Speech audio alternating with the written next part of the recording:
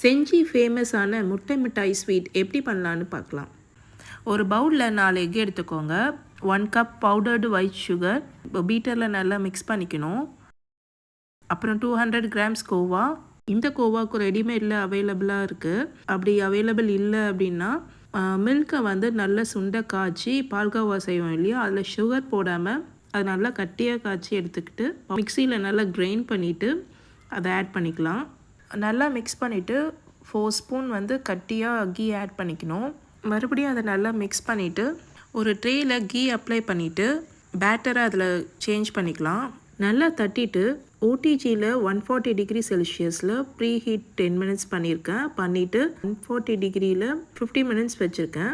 நல்லா light brown வரும்போது stop பண்ணிவிட்டு இந்த மாதிரி டூத் ஸ்டிக் வச்சு செக் பண்ணி பாருங்கள் வெந்திருக்கான்ட்டு. முட்டை மிட்டாய் ரெசிபி ரெடி. ட்ரை பண்ணி பார்த்துட்டு எப்படி இருக்குன்னு மறக்காமல் கமெண்ட் பண்ணுங்கள்.